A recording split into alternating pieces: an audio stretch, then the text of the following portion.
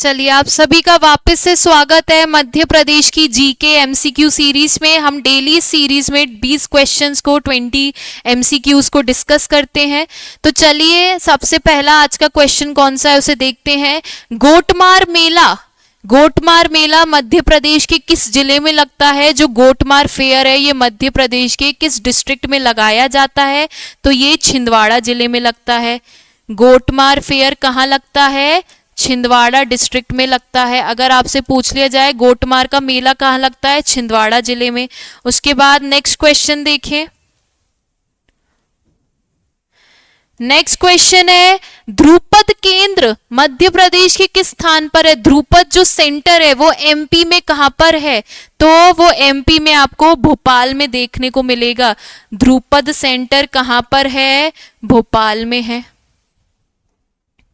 ध्रुपद केंद्र ध्रुपद सेंटर हमें कहाँ देखने को मिलेगा? भोपाल में। और इसी सेंटर में ध्रुपद समारोह ध्रुपद सेरेमनी मनाई जाती है। इसी सेंटर में ध्रुपद सेरेमनी बनाई जाती है। कहाँ पर है ये सेंटर? भोपाल में। और ध्रुपद सेरेमनी भी कहाँ बनाई जाएगी? फिर भोपाल में बनाई जाएगी। ध्रुपद शैली का इस्तेमाल करते थे तानसेन। जो आपकी ध्रुपद शैली है उसका प्रयोग कौन करते थे? तानसेन, जो कि अकबर के 9 रत्नों में से एक हैं। उसके बाद देखें नेक्स्ट क्वेश्चन देखें। मध्य प्रदेश के किस स्थान पर बजाज टेम्पो का कारखाना देखने को मिलेगा? बजाज टेम्पो की फैक्ट्री उनका कारखाना कहां पर है? तो उनका कारखाना है पीथमपुर में। मध्य प्रदेश के किस स्थान पर बजाज टेम्पो का कारखाना आपको कहां देखने को मिलेगा? तो वो है पीथमपुर। पीथमपुर किस डिस्ट्रिक्ट में आता है? वो आता है धार में। और पीथमपुर प्रदेश का डेट्रॉइट भी है। मध्य प्रदेश का डेट्रॉइट भी है। पीथमपुर कहाँ आता है? धार में। यहां पर आपको बजाज टेम्पो का कारखाना भी देखने को मिलेगा। इसके बाद देखें मध्य प्रदेश की जीवन रेखा किस नदी को कहा जाता है? यानी हमें बताना है lifeline of MP. Lifeline of MP Madhya Pradesh की किस रिवर को, किस नदी को जीवन रेखा लाइफलाइन कहा जाता है? तो वो है नर्मदा नदी को। किस नदी को कहा जाता है? नर्मदा नदी को, नर्मदा रिवर को। इसकी कुल लंबाई टोटल लेंथ कितनी है? इस नदी की टोटल लेंथ है 1312 किलोमीटर, जिसमें से मध्य प्रदेश में कितनी फ्लो होती है? 1077 किलोमीटर। इस नदी की कुल लंबाई है 1312 किलोमीटर। एमपी में कितनी फ्लो होती है? 1077 किलोमीटर। नर्मदा की टोटल 41 ट्रिब्यूटरीज है। नर्मदा की कितनी सहायक नदी है? 41 ट्रिब्यूटरीज है। और जो सबसे बड़ी सहायक नदी है, सबसे बड़ी जो ट्रिब्यूटरी है वो है तवा नदी। सबसे बड़ी ट्रिब्यूटरी कौन सी है? तवा नदी। नर्मदा नदी का ओरिजिन कहां से होता है? नर्मदा नदी का ओरिजिन कहां से होता है? अनूपपुर में अमरकंटक पहाड़ी से।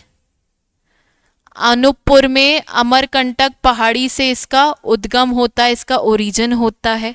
तो मध्य प्रदेश की जीवन रेखा कौन सी नदी है? नर्मदा। इसे मध्य प्रदेश की लाइफलाइन कहा जाता है। कुल लंबाई कितनी है? 1312 किलोमीटर। और मध्य प्रदेश में कितनी बहती है? 1077 किलोमीटर। इस नदी की टोटल 41 ट्रिब्यूटरीज है, जिसमें से सबसे बड़ी ट्रिब्यूटरी सहायक नदी है तवा नदी। और ये अनूपपुर में अमरकंटक की पहाड़ी से ये नदी का हमें उद्गम स्थल ओरिजिन देखने को मिलेगा। इसके बाद देखें मध्य प्रदेश के प्रसिद्ध जलप्रपातों यानी वाटरफॉल्स, जलप्रपात यानी वाटरफॉल्स निम्नलिखित में से कौन सा इनमें से नहीं है? आपको ये बताना है इनमें से, इन चारों में से मध्य प्रदेश में कौन सा वाटरफॉल नहीं है? चचाई मध्य प्रदेश में है, चचाई वाटरफॉल मध्य प्रदेश में है। टोन्स वाटरफॉल भी मध्य प्रदेश में है। जो बोगरा है, बोगरा ये मध्य प्रदेश में नहीं है और धुआंधार भी मध्य प्रदेश में है। जो चचाई वाटरफॉल है ये आपको कहाँ देखने को मिलेगा? तो चचाई वाटरफॉल आपको देखने को मिलेगा रीवा जिले में, रीवा डिस्ट्रिक्ट में। और किस नदी पर? बीहड़ नदी पर। किस नदी पर? बीहड़ रिवर पर, बीहड़ नदी पर। जो टॉन्स जलप्रपात है ये भी आपको रीवा में देखने को मिलेगा।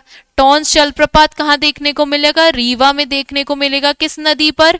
टोन्स रिवर पर।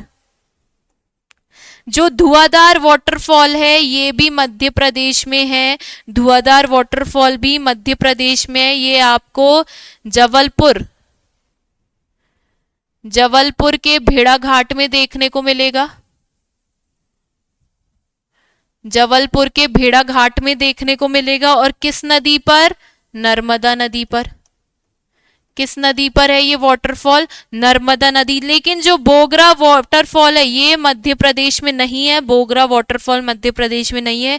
बाकी तीनों वाटरफॉल मध्य प्रदेश में है। चचाई रीवा में है, किस नदी पर? बीहड़ नदी पर।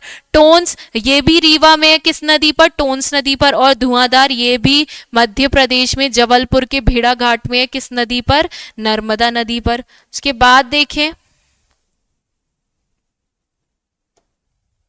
मध्य प्रदेश के राज्य पक्षी का नाम क्या है? जो मध्य प्रदेश का स्टेट बर्ड है, हमें ये बताना है मध्य प्रदेश का स्टेट बर्ड कौन सा है? तो मध्य प्रदेश का स्टेट बर्ड है फ्लाई कैचर। इसे कहते हैं इंडियन पैराडाइज फ्लाई कैचर। क्या कहते हैं इसे? Indian paradise fly catcher. इसे इंडियन पैराडाइज फ्लाई कैचर कहते हैं। इसे शाह बुलबुल भी कहते हैं, इसे शाह बुलबुल भी कहते हैं। और इसे दूधराज भी कहते हैं, इसे दूधराज भी कहते हैं। मध्य प्रदेश की जो स्टेट बर्ड है उसे इंडियन पैराडाइज फ्लाई कैचर भी कहते हैं, शाह बुलबुल भी कहते हैं और दूधराज भी कहते हैं। इस जो ये बर्ड है, जो ये चिड़िया है, इसे कब स्टेट बर्ड घोषित किया गया था? तो इसे घोषित किया गया था 1981 में। इसे Indian paradise fly catcher, Shah बुलबुल या फिर दूधराज, ये एक ही बर्ड का नाम है। इसे स्टेट बर्ड कब घोषित किया गया था? 1981 में। इसके बाद देखें निम्नलिखित में से क्या मध्य प्रदेश का मंडल नहीं है? यानी हमें ये बताना है एमपी का डिवीजन। इनमें से कौन सा एमपी का डिवीजन बोल लीजिए, मंडल बोल लीजिए, या फिर संभाग नहीं है? संभाग नहीं है तो उज्जैन जो है, उज्जैन एक संभाग है, इंदौर भी संभाग है, जबलपुर भी संभाग है, लेकिन छिंदवाड़ा एक संभाग नहीं है, छिंदवाड़ा डिवीजन नहीं है। बाकी उज्जैन, इंदौर और जबलपुर ये तीनों संभाग है, तीनों डिवीजन है। इसके बाद देखें मध्य प्रदेश के राज्य पशु, हमें बताना है मध्य प्रदेश का स्टेट एनिमल, राज्य पशु कौन सा है? मध्य प्रदेश का स्टेट एनिमल बताना है तो वो है बारहसिंगा। मध्य प्रदेश का स्टेट एनिमल कौन सा है? बारहसिंगा। और ये आपको मेजरली कान्हा नेशनल पार्क में देखने को मिलेगा। ये आपको कहाँ देखने को मिलेगा? कान्हा नेशनल पार्क में देखने को मिलेगा। क्या? बारहसिंगा। किस प्रजाति से है बारहसिंगा? ये ब्रेडरी प्रजाति से है, ये ब्रेडरी प्रजाति से है बारहसिंगा। इसका आप साइंटिफिक नेम देख लीजिए, बारहसिंगा का साइंटिफिक नेम देख लीजिए। बारहसिंगा का साइंटिफिक नेम जो है वो है रूसरवस दुआवसेली। रूसरवस दुआवसेली, जो बारहसिंगा है उसका साइंटिफिक नेम क्या है, वैज्ञानिक नाम क्या है? रूसरवर्स द्विआवासेली। ये आपको मेजरली कान्हा नेशनल पार्क में देखने को मिलेंगे। किस प्रजाति के हैं? ब्रेडरी प्रजाति के हैं। और ये ही मध्य प्रदेश का स्टेट एनिमल है, राजकीय पशु है। इसको स्टेट एनिमल कब घोषित किया गया था? 1981 में। इसको स्टेट एनिमल कब घोषित किया गया था? 1981 में। उसके बाद देखें, उसके बाद नेक्स्ट क्वेश्चन देखें, मध्य प्रदेश के किस नगर का प्राचीन नाम अवंती है? यानी किस सिटी का एंशिएंट नेम अवंती है? तो वो है उज्जैन का। उज्जैन का प्राचीन नाम अवंती है। अवंती पहले 16 महाजनपदों में से एक जनपद हुआ करती थी, जो सिक्स्थ सेंचुरी छठी शताब्दी ईसा पूर्व में, 6th सेंचुरी बीसी में नॉर्थ इंडिया में, उत्तर भारत में, नॉर्थ इंडिया में 16 महाजनपद थे, जिसमें से एक कौन सी थी? अवंती। अवंती उस समय अवंती जनपद की उत्तरी यानी नॉर्थ कैपिटल, उत्तरी राजधानी थी उज्जैनी। उत्तरी राजधानी थी उज्जैनी और साउथ कैपिटल थी यानी दक्षिणी राजधानी थी महेशमती। यानी आज आप महेशमती को किस नाम से जानते हैं? महेश्वर नाम से जानते हैं। समझ आया सबको कि जो अवंती है, अवंती को आज हम उज्जैन के नाम से जानते हैं। 6th सेंचुरी बीसी में, छठी शताब्दी ईसा पूर्व में नॉर्थ इंडिया, उत्तर भारत में 16 महाजनपद थे, जिसमें से एक अवंती भी थी। अवंती महाजनपद की उत्तरी राजधानी नदन कैपिटल है उज्जैनी और सदर्न कैपिटल थी महेशमती, यानी जिसे आज हम महेश्वर के नाम से जानते हैं। उसके बाद देखें, मध्य प्रदेश के राज्य पुष्प, स्टेट फ्लावर बताना है हमें एमपी का। स्टेट फ्लावर जो राज्य पुष्प है वो कौन सा है? तो वो है लिलियम कैंडिडम। इसका बोटेनिकल नेम ऑलरेडी दे चुका है, तो ये होता है आपका व्हाइट लिली। ये होता है व्हाइट लिली, सफेद लिली। सफेद लिली जिसका बोटेनिकल नेम क्या है? लिलियम कैंडिडम। इसका बोटेनिकल नेम, वानस्पतिक नाम क्या है? लिलियम कैंडिडम। और ये कौन से क्लाइमेट के, कौन से जलवायु क्षेत्र में होते हैं, कौन से क्लाइमेटिक एरिया में होते हैं? तो वो देख लीजिए। इनका क्लाइमेट एरिया, जलवायु क्षेत्र देख लीजिए। इनका क्लाइमेट एरिया, जलवायु क्षेत्र देख लीजिए। तो ये टेम्परेट एंड सब ट्रॉपिकल, टेम्परेट एंड सब ट्रॉपिकल क्लाइमेट वाले एरिया में व्हाइट लिली होते हैं। कौन से क्लाइमेटिक जोन में, कौन से जलवायु क्षेत्र में? टेम्परेट एंड सब ट्रॉपिकल क्लाइमेट में। हिंदी में देख लीजिए, शीतोष्ण एवं उपपोषण।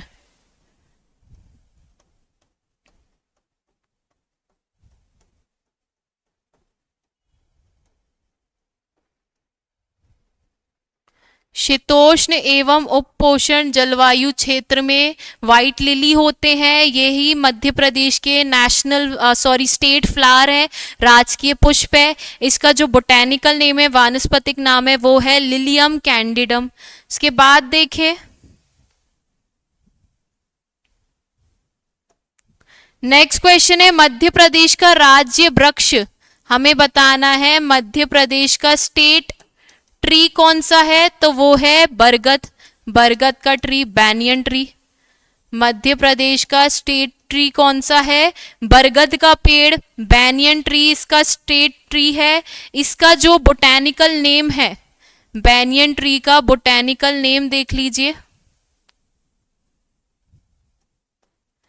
बोटेनिकल नेम यानी वानस्पतिक नाम क्या है? तो वो है फाइकस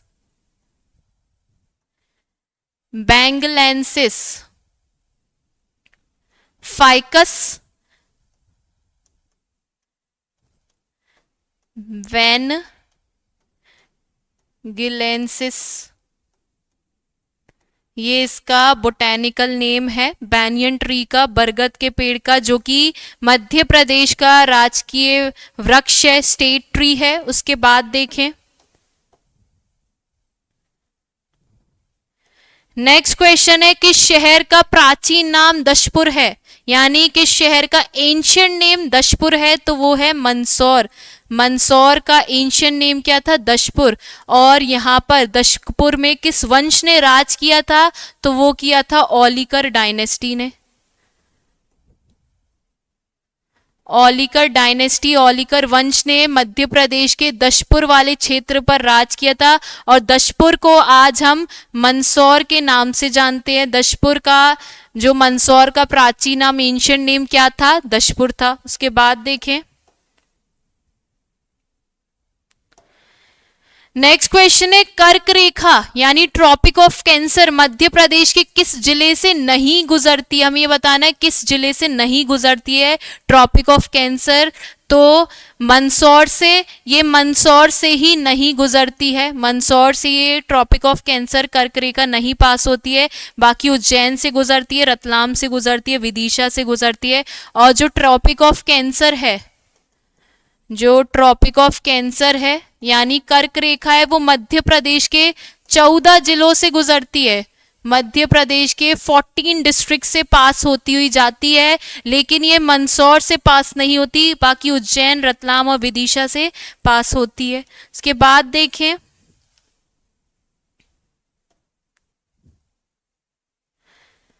निम्नलिखित में से कौन सा मध्य प्रदेश में स्थित नहीं है, हमें यह बताना है इनमें से, यानी हमें नेशनल पार्क्स दे रखे, हमें ये बताना है इनमें से कौन सा एमपी में नहीं है।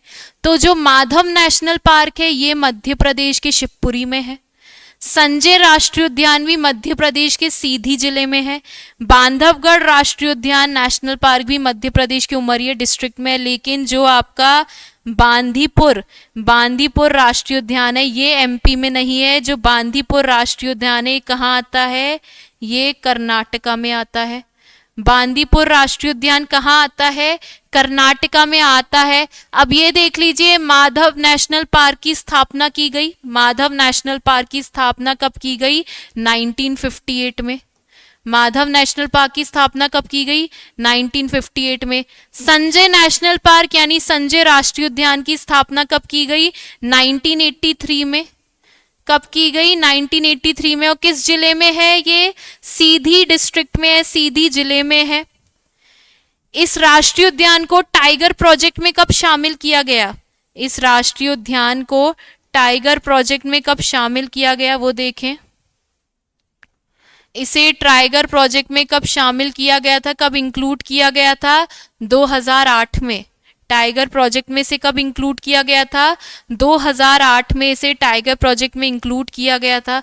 उसके बाद जो बांधवगढ़ राष्ट्रीय उद्यान है, बांधवगढ़ राष्ट्रीय उद्यान की स्थापना कब हुई थी, तो इसकी स्थापना हुई थी 1968 में।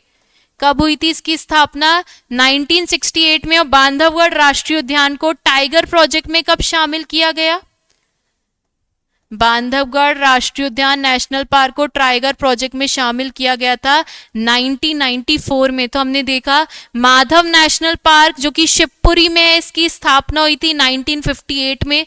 संजय नेशनल पार्क ये सीधी डिस्ट्रिक्ट में, इसकी स्टैब्लिशमेंट हुई थी 1983 में और इसे प्रोजेक्ट टाइगर में इंक्लूड किया गया था 2008 में।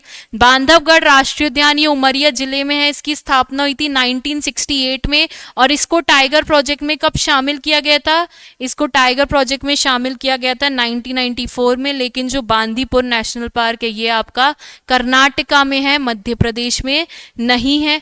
उसके बाद देखें आगे,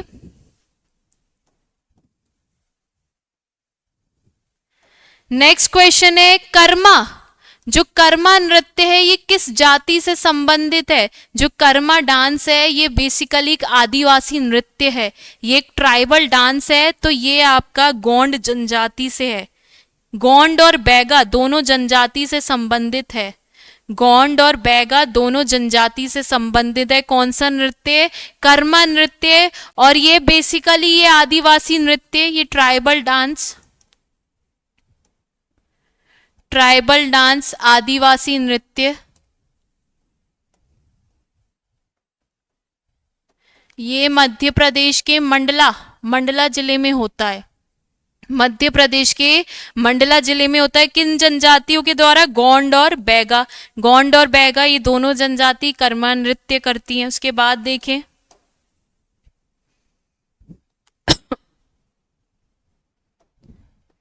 निम्नलिखित में से किस स्थान पर Raja Ramanna centre for advance technology स्थित है, जिसे आरआर कैट भी कहते हैं? इसे आरआर कैट भी कहते हैं। इसकी फुल फॉर्म जानना जरूरी है। Raja Ramanna centre for advance technology short form में से आरआर कैट भी कहते हैं। तो ये आपका ये जो सेंटर है ये इंदौर में है। ये सेंटर कहाँ पर है? ये सेंटर इंदौर में है। और जो आपका एटॉमिक एनर्जी का डिपार्टमेंट है, डिपार्टमेंट ऑफ एटॉमिक एनर्जी,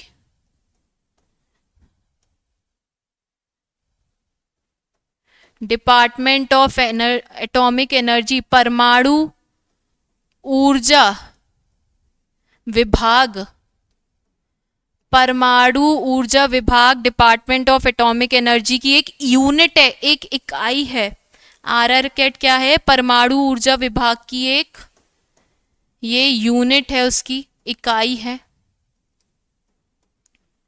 तो आपको Raja Ramanna centre of advance technology RR CAT ये सेंटर कहाँ देखने को मिलेगा? इंदौर में। जो हमारा एटॉमिक एनर्जी का डिपार्टमेंट है, परमाणु ऊर्जा विभाग है, उसकी एक इकाई है, उसकी एक यूनिट है आरआर कैट। उसके बाद देखें, मध्य प्रदेश के निम्नलिखित में से किस जिले में ब्रजभाषी यानी ब्रजभाषा नहीं बोली जाती है? किस डिस्ट्रिक्ट में ब्रजभाषा नहीं बोली जाती है? मुरैना, भिंड, दतिया या फिर ग्वालियर? मुरैना में भी ब्रजभाषा बोली जाती है, भिंड में भी ब्रजभाषा बोली जाती है, ग्वालियर में भी ब्रजभाषा बोली जाती है, लेकिन दतिया में ब्रजभाषा नहीं, दतिया में बुंदेलखंडी बोली जाती है। दतिया में बुंदेलखंडी बोली जाती है। उसके बाद देखें नेक्स्ट क्वेश्चन, महिलाओं के लिए एनसीसी प्रशिक्षण महाविद्यालय, महिलाओं के लिए एनसीसी प्रशिक्षण महाविद्यालय, एनसीसी का फुल फॉर्म होता है national cadet corps. National cadet corps, NCC का फुल फॉर्म क्या होता है? National cadet corps. तो विमेन्स के लिए, महिलाओं के लिए national cadet corps, officers training academy, officers training academy किसके लिए? विमेन्स के लिए, महिलाओं के लिए। तो ये आपको कहाँ देखने को मिलेगी? ये आपको देखने को मिलेगी ग्वालियर में। कहाँ देखने को मिलेगी? ग्वालियर में। National cadet corps officer training academy महिलाओं के लिए, विमेन्स के लिए कहाँ बनाई गई है? ग्वालियर में बनाई गई है। उसके बाद देखें, हरदौल की मनौती मध्य प्रदेश के किस क्षेत्र का लोकगीत है? हरदौल की मनौती किस क्षेत्र का फोक सॉन्ग है? तो ये आपका बुंदेलखंड का फोक सॉन्ग है। ये आपका बुंदेलखंड का फोक सॉन्ग है। हरदौल की मनौती कहाँ का फोक सॉन्ग है? बुंदेलखंड का फोक सॉन्ग है। उसके बाद देखें, आज का ये आखिरी क्वेश्चन है, लास्ट क्वेश्चन है। तानसेन का मूल नाम क्या था? तानसेन का ओरिजिनल नेम पूछा जा रहा है, तो वो था रामतनु पांडे। तानसेन का ओरिजिनल नेम क्या था? रामतनु पांडे। तानसेन जो थे अकबर के 9 रत्नों में से एक थे। तानसेन जो थे ये अकबर के 9 ज्वेल्स में से एक थे, 9 रत्नों में से एक थे। अकबर जो है तानसेन जो है अकबर के 9 रत्नों में से एक थे। इनका जन्म कहाँ हुआ था? इनका जन्म हुआ था ग्वालियर में। ग्वालियर में ही आपको इनका मकबरा देखने को मिलेगा, तानसेन का मकबरा, जो कि प्रदेश का सबसे बड़ा मकबरा है, सबसे बड़ा टॉम्ब है। किसका? तानसेन का। अकबर के 9 रत्नों में से एक थे, और इनका जो ओरिजिनल नेम था, मूल नाम था, वो था रामतनु पांडे। तो आप लोग कमेंट सेक्शन में बताइए आपको ये सीरीज कैसी लग रही है, और अपने मार्क्स भी कमेंट सेक्शन में बताइए। धन्यवाद।